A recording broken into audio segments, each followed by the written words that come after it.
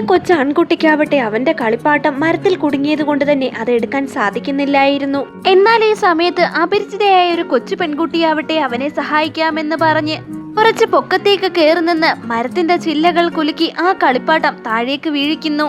ആ കൊച്ചു പെൺകുട്ടിയുടെ മനോഹരമായ ചിരി കണ്ടപ്പോൾ അവൾ വളരെ ക്യൂട്ടാണെന്ന് അവന് തോന്നുന്നുണ്ട്. ആ കൊച്ചു പെൺകുട്ടിയുടെ അമ്മയാവട്ടെ ഈ സമയത്ത് അവളെ വിളിക്കുന്നത് കൊണ്ട് തന്നെ അവനോട് ഗുഡ് ബൈ പറഞ്ഞിട്ട് ആ പെൺകുട്ടി അവിടെ നിന്ന് വേഗത്തിൽ പോകുന്നു. ആ കൊച്ചു ആൺകുട്ടിയാവട്ടെ അവന്റെ മുത്തശ്ശനോട് ആ പെൺകുട്ടി ആരാണെന്ന് ചോദിക്കുന്നുണ്ട്. ആ കൊച്ചു പെൺകുട്ടി നമ്മുടെ അയൽവാസിയുടെ മകളാണെന്നും അവർ ഉടനെ തന്നെ ഇവിടുന്ന് താമസം മാറി പോകുമെന്നും മുത്തശ്ശൻ പറയുന്നത് കേട്ടപ്പോൾ പെൺകുട്ടിയെ ഇനി ഒരിക്കലും കാണാൻ സാധിക്കില്ല എന്നവൻ കരുതുന്നു.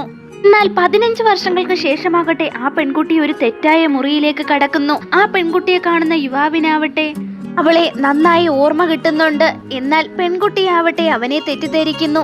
അവള് കരുതിയിരുന്നത് ആ യുവാവട്ടെ പ്രണയം വിജയിപ്പിക്കാൻ വേണ്ടിയിട്ടുള്ള ടിപ്സുകൾ പറഞ്ഞു തരുന്ന ലവ് എക്സ്പേർട്ട് ആണെന്നാണ്. താൻ കാണാനായി അപ്പോയിന്റ്മെന്റ് എടുത്തിരിക്കുന്ന ലവ് എക്സ്പേർട്ട് ആണെന്ന് കരുതി പെൺകുട്ടിയാവട്ടെ അവന്റെ മുൻപിൽ മുട്ടുകുത്തിയിരുന്ന താൻ സ്നേഹിക്കുന്ന യുവാവിനെ തനിക്ക് നേടിത്തരണമെന്ന് ആവശ്യപ്പെടുന്നു. എന്നാൽ അവൾ മറ്റൊരാളെ ഇഷ്ടപ്പെടുന്നുണ്ടെന്ന് മനസ്സിലാക്കിയ യുവാവിനാവട്ടെ നിരാശ തോന്നുന്നു. എന്നിരുന്നാലും അവൻ അവളോട് പറയുന്നുണ്ട്, നീയല്ല ആ യുവാവിനെ സ്വന്തമാക്കാനുള്ള തുടക്കം ഇടേണ്ടത്, പകരം അവന് നിന്നോടൊരു താല്പര്യം ഉണ്ടാക്കിയെടുക്കണം, അതാണ് വേണ്ടേ എന്ന് യുവാവ് അവളോട് പറയുന്നു. എന്നാൽ ഈ സമയത്ത് പെൺകുട്ടിയാവട്ടെ മറ്റുള്ളവർക്ക് തന്നിൽ താല്പര്യം തോന്നാനായി എന്താ ചെയ്യേണ്ടേ എന്ന് യുവാവിനോട് ചോദിക്കുന്നു. എന്നാൽ അവൾ ഒരിക്കലും കരുതിയിരുന്നില്ല യുവാവ് അവളോട് മേൽക്കോട്ട് അഴിച്ചു മാറ്റാൻ പറയുമെന്ന്. അവളുടെ ശരീരഘടന എങ്ങനെയാണെന്ന് മനസ്സിലാക്കാൻ വേണ്ടിയിട്ടാണ് യുവാവ് കോട്ട് മാറ്റാൻ പറഞ്ഞേ എന്നവൻ വിശദീകരിക്കുന്നുണ്ട്. നാണക്കേടോടെ തന്നെ അവൾ ആ കോട്ട് മാറ്റുന്നുണ്ട്. എന്നാൽ അവൾക്ക് അവളിൽ തന്നെ ഒരു ആത്മവിശ്വാസം ഇല്ലായിരുന്നു. പെൺകുട്ടിയാവട്ടെ യുവാവിനോട് പറയുന്നുണ്ട് അവൾ കാണാൻ അത്ര സുന്ദരിയല്ല എന്നും ആരും അവളിൽ ആകൃഷ്ടയാവില്ല എന്നും പറയുന്നു. ഇത് കേട്ട യുവാവട്ടെ അവളുടെ കണ്ണാടി പതിയെ മാറ്റിയിട്ട് അവളുടെ കണ്ണുകൾ കാണാൻ വളരെ ഭംഗിയുള്ളതാണെന്ന് പറയുന്നു. എന്നാൽ ഈ സമയത്ത് തന്നെ അവളുടെ മുത്തശ്ശി അവളെ വിളിക്കുന്നത് കൊണ്ട് തന്നെ യുവാവും പെൺകുട്ടിയും തമ്മിൽ അവരുടെ കോണ്ടാക്ട് ഇൻഫോർമേഷൻ കൈമാറുന്നുണ്ട്. അതിനുശേഷം പെൺകുട്ടിയാവട്ടെ ധൃതിയിൽ അവിടെ നിന്ന് പോകുന്നുമുണ്ട്. അവനാവട്ടെ പെൺകുട്ടിക്ക് മെസ്സേജ് അയക്കുന്നുണ്ട്. അടുത്ത ദിവസം വരുമ്പോൾ തീർച്ചയായും ഇങ്ങനെ ഒരു ആൺകുട്ടിയെ ആകർഷിക്കാമെന്നത് പറഞ്ഞു തരാമെന്ന്.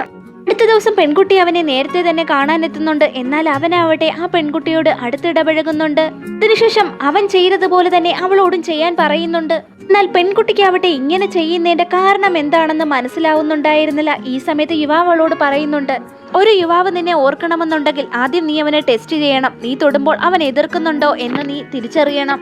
അതിനുശേഷം അവൻ അവളോട് പറയുന്നുണ്ട് അവൻ സ്നേഹിക്കുന്ന ആൺകുട്ടിയാണെന്ന് കരുതി അവനെ നീ ആകർഷിക്കാനായി എന്തൊക്കെ ചെയ്യുന്നു അതൊക്കെ തന്നോടും ചെയ്യണമെന്ന്. അവനെ ആകർഷിക്കാനായി പെൺകുട്ടി പല വിദ്യകളും നോക്കിയെങ്കിലും അവൻ അതിലൊന്നും തൃപ്തനായിരുന്നില്ല.